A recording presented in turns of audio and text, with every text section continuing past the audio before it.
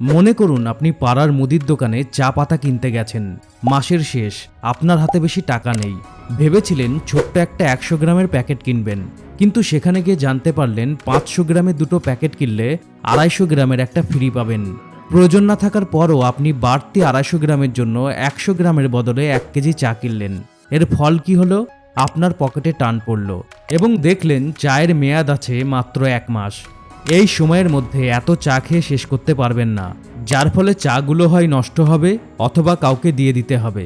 আবার ধরুন আপনি একটা অফিসে চাকরি করেন। আজ শনিবার, সপ্তাহের পুরোটা কাজ নিয়ে দারুণ ধকল গেছে। সন্ধ্যায় কাজ থেকে বাড়ি ফিরে মনে হচ্ছে এক্ষুনি শুয়ে পড়ি। আগামীকাল রবিবারের পুরো দিনটাতে ঘুমানোর প্ল্যান আছে আপনার, কিন্তু হঠাৎ করেই এক বন্ধুর ফোন এলো। বন্ধুরা সবাই মিলে সিনেমা দেখার এবং একসাথে রেস্টুরেন্টে খাওয়ার প্ল্যান করেছে। যদিও আপনার প্রচণ্ড ক্লান্ত লাগছে, কিন্তু আপনি আপনার বন্ধুকে দুটি কারণে না বললেন না। 1, না বললে বন্ধুরা আপনার উপর মাইন্ড করতে পারে। 2, না গেলে হয়তো আপনি দারুণ আড্ডা ও আনন্দ মিস করবেন এবং পরে যখন বন্ধুদের সোশ্যাল মিডিয়া পোস্ট দেখবেন ও গল্প শুনবেন তখন আপনার খারাপ লাগবে। বন্ধুদের কাছে নিজের ইমেজ এবং আনন্দ, এই দুটো জিনিস হারানোর ভয়ে আপনি প্রচণ্ড ক্লান্ত থাকার পরও আপনার বন্ধুদের সাথে সিনেমা দেখতে গেলেন। এর ফল কি হলো? দরকার মতো রেস্ট নিতে না পারায় আপনি পরের সপ্তাহের জন্য শারীরিকভাবে এবং মানসিকভাবে রিফ্রেশড হতে পারলেন না, যার ফলে সেই পুরো সপ্তাহে আপনার কাজে আপনার পারফরমেন্স খারাপ হলো। কিন্তু কেন আমরা ক্ষতি হবে বা প্রয়োজন নেই এটা জানার পরও কোনো কিছুতে অংশ নিই? আসলে এটা একটা ফাঁদ, যেটার নাম ফোমো বা ফিয়ার অফ মিসিং আউট, সহজ বাংলায় যার মানে হলো আফসোসের ভয়। এই ফোমো শব্দটা সাইকোলজি ও মার্কেটিংয়ে পরিচিত একটা শব্দ। ফোমো মানুষের একটা সহজাত স্বভাব। মানুষকে ফোমোর ফাঁদে ফেলে লেখক থেকে শুরু করে সোশ্যাল মিডিয়া, সিনেমা ও বড় বড় কোম্পানি সবাই ব্যবসা করছে। কোন জিনিসটা না করলে কি হারাবো বা কোনো একটা নির্দিষ্ট প্রোডাক্ট না কিনলে কি মিস করব, এই ভয়ই আমাদের অপ্রয়োজনীয় কাজ করতে এবং অপ্রয়োজনীয় কোনো কিছু কিনতে বাধ্য করে। একটা লটারির একটা পুরস্কারের জন্য লক্ষ লক্ষ লটারি ছাড়া হয়। এক্ষেত্রে জেতার চান্স থাকে লাখে মাত্র 1, কিন্তু তারপরও মানুষ লটারি কেনে, কারণ তার মনে হয় হয়তো এটা আমার ভাগ্যেই আছে, না কিনলে সুযোগ মিস হয়ে যাবে। এটা আসলে একটা ফাঁদ। ইন্টারনেট ভিত্তিক মিডিয়া পাবলিকেশন সিল্ক নোটের চিফ মার্কেটিং অফিসার এমিল ক্রিস্টেনসেনের মতে, লিমিটেড টাইমের জন্য ডিসকাউন্ট বা লিমিটেড টাইমের অন্য কোনো অফার বা অনলাইন কোর্স, এই ধরনের ডিজিটাল প্রোডাক্টে নির্দিষ্ট সংখ্যক মানুষের জন্য অ্যানাউন্সমেন্ট, প্রোডাক্ট বা সার্ভিসের ব্যাপারে অন্য মানুষের পজিটিভ রিভিউ দেখানো, সেলিব্রিটির সাথে ডিনারের অফার, ভিডিও থাম্বনেলে আকর্ষণীয় কিছু আংশিক ছবি দেখিয়ে ভিডিওতে ক্লিক করলে পুরোটা দেখানোর প্রতিশ্রুতি, এই সব কিছু মানুষের মধ্যে আফসোস বা মিস করার ভয় থেকে বাঁচার জন্য কোনো কিছু করার বা কেনার প্রবণতা তৈরি করে। 2013 সালে ইউনিভার্সিটি অব ক্যালিফোর্নিয়া লস অ্যাঞ্জেলেসের সাইকোলজি ডিপার্টমেন্ট এবং রচেস্টার ইউনিভার্সিটির clinical social science in psychology department এবং আরও দুটো ইউনিভার্সিটির একদল গবেষক মিলে একটা গবেষণাপত্র প্রকাশ করেন। এই গবেষণাপত্রে তারা বলেন, অন্যরা যা পাচ্ছে সেটা না পেলে কি হবে, এই দুশ্চিন্তা একজন মানুষকে গ্রাস করার নাম ফোমো। মার্কেটিংয়ের ভাষায় ফোমো মার্কেটিংয়ের সাহায্যে একটা অপ্রয়োজনীয় জিনিসকে অনেক বেশি প্রয়োজনীয় হিসাবে মানুষের মনে ধাঁধা তৈরি করা যায়। ফোমো ক্ষতিকারক কেন, বা ফোমোর ফাঁদে পড়ার ফলে কি ক্ষতি হয়?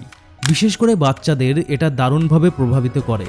অ্যাডভার্টিজমেন্টে অন্য বাচ্চাদের কিছু খেতে দেখলে সেটা না কিনে দেওয়া পর্যন্ত বাচ্চারা তাদের বাবা মায়ের কাছে অনেক বায়না করে। অন্য 2 বাচ্চাকে কিছু ব্যবহার করতে দেখলে নিজের কাছে থাকা ভালো জিনিসটা বাদ দিয়ে ওই জিনিসটা পাওয়ার জন্য বাচ্চারা জেদ করে, কান্নাকাটি করে। বড় হলে আমরা এগুলো নিয়ন্ত্রণ করতে শিখি। কারোর কাছে ভালো জিনিস দেখলে সেটা পাওয়ার জন্য কান্নাকাটি করি না, কিন্তু আমাদের অবচেতন মনে সেই শিশুসুলভ স্বভাবটা রয়েই যায়। এই কারণেই নিজের ভালো একটা ফোন থাকলেও নতুন মডেলের ফোন কিনতে ইচ্ছা করে। বাড়িতে রান্না করে অনেক কম খরচে খাওয়া যায় জেনেও রেস্টুরেন্টে যেতে ইচ্ছা করে, কারণ বন্ধু ও পরিচিত মানুষরা সেখানে যাচ্ছে এবং সোশ্যাল মিডিয়ায় সেলফি পোস্ট করছে। সেলফির প্রসঙ্গ ধরেই বলি, সোশ্যাল মিডিয়া কিন্তু পুরোটাই ফোমো মার্কেটিং নির্ভর।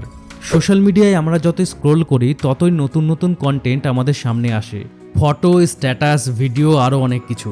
আর এই নতুন কন্টেন্টের সম্ভাবনায় ঘন্টার পর ঘন্টা আমাদের সোশ্যাল মিডিয়ায় ডুবিয়ে রাখে। সোশ্যাল মিডিয়া থেকে বের হতে মন চায় না, কারণ আমাদের অবচেতন মন ভাবে বের হলেই হয়তো নতুন কিছু মিস করে ফেলবো।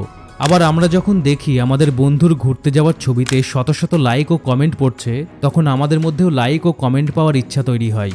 এবার দেখা যায় আপনি হয়তো ঘোরাঘুরি তেমন একটা পছন্দ করেন না, কিন্তু লাইক পাওয়ার লোভে ঘুরতে গিয়ে একগাদা ছবি তুলে নিয়ে আসেন। আবার দেখবেন কিছু মানুষ ফোন হাতে নিয়ে সোফায় বসে পুরো ছুটির দিনটা কাটিয়ে দিচ্ছে সোশ্যাল মিডিয়ায় স্ক্রোল করে। নিজেকে কিভাবে প্রেজেন্টেবল করা যায়, নিজের লুকস কিভাবে ইমপ্রুভ করা যায়, কিভাবে পপুলারিটি পাওয়া যায়, এসব নিয়েই বহু মানুষের দিন কাটে। এর ফলে আমাদের সম্পর্কগুলো নষ্ট হওয়ার পাশাপাশি আমরা প্রতিনিয়ত অন্যের মতো হওয়ার জন্য চেষ্টা করে যাচ্ছি। নিজেকে ক্রমাগত ছোট ভাবছি এবং নিজেদের মধ্যে অন্যকে হিংসা করার মাত্রা বাড়ছে।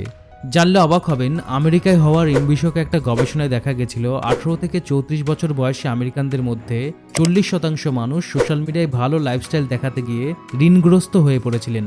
একটা সমাজের জন্য এর চেয়ে ভয়ঙ্কর আর কি হতে পারে? শুধু সোশ্যাল মিডিয়া কেন, পোশাকের ব্র্যান্ড থেকে শুরু করে খাবারের ব্র্যান্ড ও টেকনোলজি মার্কেট, এই ফোমো মার্কেটিং কাজে লাগিয়ে মানুষের টাকা ও সময় নষ্ট করে ফায়দা লুটছে। যার ফলে খুব ভালোভাবে কাজ করছে এমন একটা আইফোন থাকার পরও আমরা দরকার হলে ধার করেও আইফোনের লেটেস্ট মডেল কিনছি। কারণ আইফোনের লেটেস্ট মডেল না কিনলে বন্ধুদের কাছে বা সোসাইটির কাছে নিজের ইমেজ ধরে রাখা যাবে না। আবার অন্যরা যা জানে সেটা জানার আকাঙ্ক্ষাও ফোমোর অন্তর্গত। আমরা জন্মগতভাবেই কৌতূহলী। এই স্বভাবটা যেমন ভালো, তেমন এটা মাঝে মাঝে আমাদের বড় দুর্বলতা। কারণ যেটা জানার দরকার নেই সেটা জানার জন্য আমরা পাগল হয়ে উঠি। ভাবি অন্যরা যেটা জানে সেটা যদি আমি না জানি তাহলে কি হবে। এই ভয় এবং কৌতূহলের কারণে আমরা অমুক হিরোইনকে নিয়ে কি বললেন তমুক হিরো এই টাইপের ভিডিও বা পোস্টে ক্লিক করি। যদিও অমুক হিরোইন তমুক হিরোকে গুলি করে মেরে ফেললেও আমাদের কিছুই যায় আসে না। তবে হ্যাঁ, যদি এটা জানা আমাদের কাজের হয় তবে অবশ্যই জানতে হবে। কিন্তু যেটা জেনে কোনো লাভ নেই সেই ফাঁদে পড়ার কোনো মানে হয় না। আপনি যে কাজের সঙ্গে যুক্ত, আপনার সোশ্যাল মিডিয়ার ওয়ালে যদি সেই কাজের বিষয়ে কোনো ইনফরমেশন বা খবর আসে তাহলে আপনি অবশ্যই সেটা পড়তে পারেন। আবার সিগারেট থেকে শুরু করে মদ, গাঁজা ও ড্রাগসের মতো নেশা শুরু হয় ফোমোর ফাঁদে পড়ার কারণে। বিশেষ করে আমাদের বন্ধুরা যখন সিগারেট বা অন্য নেশা করে তখন আমাদের মনে হয় ওরা যে মজা পাচ্ছে সেটা তো আমি মিস করছি, অথবা মনে হয় একবার অভিজ্ঞতা নেওয়া দরকার আছে। বাজে নেশা থেকে শুরু করে ক্ষতিকর অসামাজিক সম্পর্ক, প্রয়োজন ছাড়াই অতিরিক্ত খরচ, সবই আসলে না করলে কি হবে, এমন সুযোগ আর পাবো না, লোকে কি মনে করবে, জীবন তো একটাই, এটা না করলে সারা জীবন আফসোস করতে হবে, এই সব মনে হওয়ার ফল। আর এই মনে হওয়াগুলোই ফোমোর ফাঁদ, যা আমাদের সময় ও অর্থ নষ্ট করে, এমনকি আমাদের জীবনও ধ্বংস করে দিতে পারে। এবার প্রশ্ন হলো, ফোমোর ফাঁদ থেকে কিভাবে বাঁচবেন? সত্যি কথা বলতে এটা আমাদের জন্মগত বৈশিষ্ট্য যে আমাদের যেটা নেই আমরা সেটা পেতে চাই। অন্যের কিছু থাকলে সেটা পেলে নিজের কেমন লাগবে এটা ভাবি এবং পেতে চাই। কিন্তু এটা যখন নিয়ন্ত্রণের বাইরে চলে যায় অথবা আমরা যখন বুঝি না এটা কি অথবা কিভাবে এবং কেন আমাদের ক্ষতি করছে, তখনই আমরা ফাঁদে পড়ে যাই। তো ফোমো নিয়ন্ত্রণ ও ফোমোর ফাঁদ থেকে বাঁচার জন্য কয়েকটা উপায় অনুসরণ করা যেতে পারে।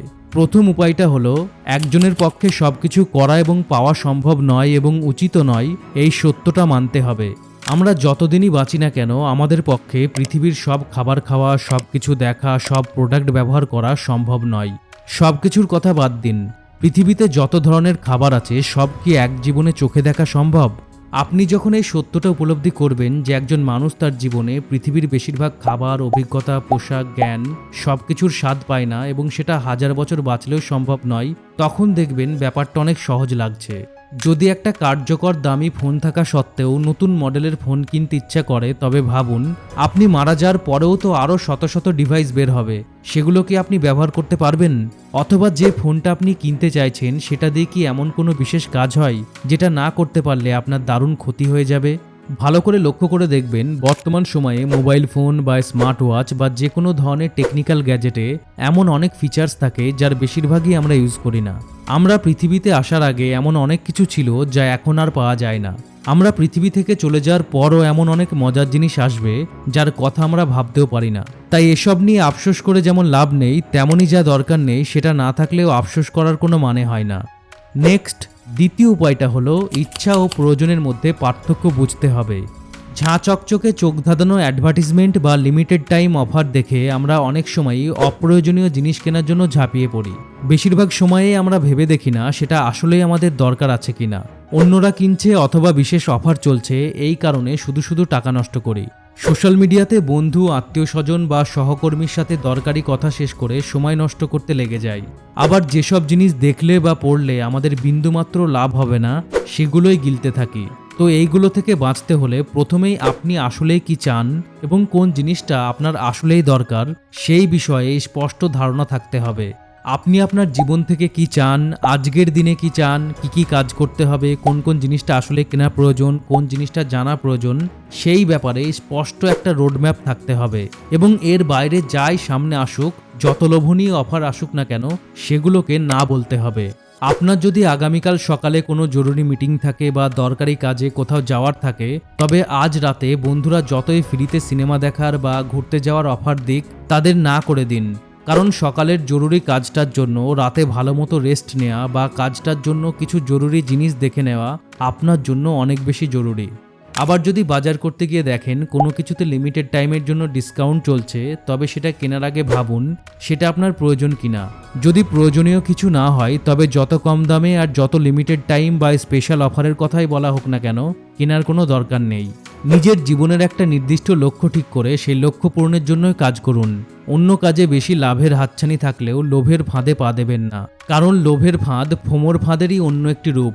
নিজের জীবনের লক্ষ্যের পাশাপাশি প্রতিটা দিনের জন্য লক্ষ্য ঠিক করুন এবং সেই লক্ষ্য পূরণের জন্য আপনাকে কি করতে হবে সেটা আগের রাতে বা সেই দিন সকালে লিখে রাখুন। এবং খুব জরুরি না হলে লিস্টের বাইরের কোনো কাজই করবেন না। নিজে কি চান এবং কোনটা আপনার জন্য প্রয়োজন সেই ব্যাপারে স্পষ্ট ধারণা থাকলে এবং সেই অনুযায়ী কাজ করলে ফোমোর ফাঁদে পড়া থেকে অনেকটাই বাঁচতে পারবেন। নেক্সট এবং 3 নম্বর উপায়টা হলো আবেগের বদলে যুক্তিনির্ভর সিদ্ধান্ত নিতে হবে। যেসব মানুষ আবেগের বশে বেশি সিদ্ধান্ত নেয়, তারাই মূলত এই ফাঁদে বেশি পড়ে। অপ্রয়োজনে কেনাকাটা, ধার করে দামি প্রোডাক্ট কেনা, ঘন্টার পর ঘন্টা সোশ্যাল মিডিয়ায় পড়ে থাকা, ঘন ঘন সেলফি ও পোস্ট আপলোড করা এবং লাইক ও কমেন্টের আশায় স্ক্রিনের দিকে ঘন্টার পর ঘন্টা তাকিয়ে থাকা, এগুলোর সবই আবেগী সিদ্ধান্ত। এগুলোর বাস্তবে কোনো ভালো ফলাফল নেই। আপনার জরুরি কাজ আছে, কিন্তু সেই কাজ বাদ দিয়ে ওয়েব সিরিজ বা মুভি দেখে প্রয়োজনীয় সময় নষ্ট করাও ফোমোর ফাঁদে পড়ার কুফল। দা ভিঞ্চি কোড খ্যাত থ্রিলার লেখক ড্যান ব্রাউন তার একটা রাইটিং টিউটোরিয়াল বা মাস্টার ক্লাসে বলেছেন, পাঠকের সামনে প্রশ্ন ছুড়ে দাও এবং লেখার মধ্যে এমন প্রতিশ্রুতি রাখো যেন সে বোঝে যে পৃষ্ঠা উল্টাতে থাকলে সে প্রশ্নটির উত্তর পেয়ে যাবে। কয়েক পৃষ্ঠার পর সেই প্রশ্নের উত্তর দেওয়ার পাশাপাশি আর একটা নতুন প্রশ্ন ছুড়ে দাও। পেজ টার্নিং গল্প লেখার এটাই সবচেয়ে ভালো উপায়। গল্পের বইয়ের মতো টিভি, ওয়েব সিরিজ ও সিনেমাও এই একই প্যাটার্ন অনুসরণ করে। আর এই প্রশ্নের ফাঁদ তৈরি হয় মানুষের ফোমোকে কাজে লাগিয়ে। পরের সিনে কি হবে, পরের চ্যাপ্টারে কি ঘটবে, পরের এপিসোডে কি হবে, পরের সিকুয়েলে কি সব প্রশ্নের উত্তর পাওয়া যাবে। একের পর এক এমন প্রশ্ন আমাদের পরের দৃশ্যে বা পরের চ্যাপ্টার বা পরের এপিসোডে নিয়ে যায়। গল্পের বই, টিভি, ওয়েব সিরিজ ও সিনেমা সবাই আমাদের আবেগ আর কৌতূহলকে টার্গেট করে। কিন্তু আপনি যদি আবেগের বশে সিদ্ধান্ত না নিয়ে যুক্তি ও বাস্তবতার উপর ভিত্তি করে সিদ্ধান্ত নেন, তবে আপনাকে ফাঁদে ফেলে আপনার সময় ও অর্থ নষ্ট করতে পারবে না এবং আপনি অলসতা ও প্রোক্রাস্টিনেশনের হাত থেকেও বাঁচবেন।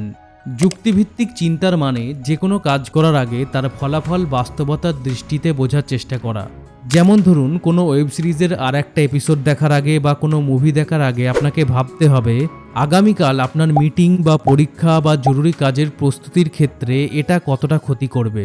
এছাড়াও নিজেকে প্রশ্ন করুন, রাত জেগে সোশ্যাল মিডিয়ায় অমুকের ঘুরতে যাওয়ার 40টা ফটো দেখলে আমার কি লাভ হবে? আমাকে কি সকালে উঠতে হবে না? সকালে কি আমার কোনো কাজ নেই? নেক্সট স্ক্রোলে কার কি আপডেট আসছে এটা জানা কি এতটাই জরুরি, নাকি আমার সকালের কাজে ভালো পারফর্ম করা জরুরি? আবার কোনো কিছুর নেশা করতে ইচ্ছা করলে নিজেকে প্রশ্ন করুন, আজকে যদি মদ খাই বা নেশা করি তাহলে 2 বছর পর আমার অবস্থা কি হবে? এই ক্ষণিকের মজার জন্য কি আমি আমার স্বাস্থ্য, ক্যারিয়ার, পারিবারিক সুখ এবং আমার জীবন সবকিছু নষ্ট করতে রাজি? আপনি যখন এভাবে নিজেকে এই প্রশ্নগুলো করার মধ্য দিয়ে যুক্তি এবং বাস্তব ফলাফল মাথায় রেখে কাজ করবেন, তখন দেখবেন নিজের আবেগকে নিয়ন্ত্রণ করতে পারছেন এবং অনেক বেশি সঠিক সিদ্ধান্ত নিতে পারছেন এবং আপনার ফোমো আপনাকে ফাঁদে ফেলতে পারছে না। আমাদের জীবনকে নষ্ট করার উপাদান যেমন আমাদের নিজের মধ্যেই আছে, তেমনই সেই উপাদান ধ্বংস করার উপায়ও আমাদের মধ্যেই আছে। প্রয়োজন শুধু এগুলোকে আলাদা করে চিনে নেওয়া। ফোমো এমন একটা উপাদান যা মানুষকে ফাঁদে আটকে রাখে এবং জীবনের সামনে এগিয়ে যেতে দেয় না। কিন্তু মানসিক দৃঢ়তা, যুক্তি ও ইচ্ছাশক্তি দিয়ে এই দুর্বলতা কাটিয়ে ওঠা সম্ভব। ফোমোর ফাঁদ থেকে বাঁচুন, সতর্ক থাকুন, সাবধান থাকুন। আর ভিডিওটা হেল্পফুল মনে হলে ভিডিওটা অবশ্যই লাইক ও শেয়ার করুন। আর এরকম হেল্পফুল ভিডিও দেখার জন্য only few minute YouTube channel subscribe করুন এবং অনলি ফিউ মিনিটের ফেসবুক ও ইনস্টাগ্রাম পেজ ফলো করুন। ভালো থাকুন, সুস্থ থাকুন, অনলি ফিউ মিনিট দেখতে থাকুন। আমি আপনার বন্ধু Shakil. Thanks for watching. Have a good day.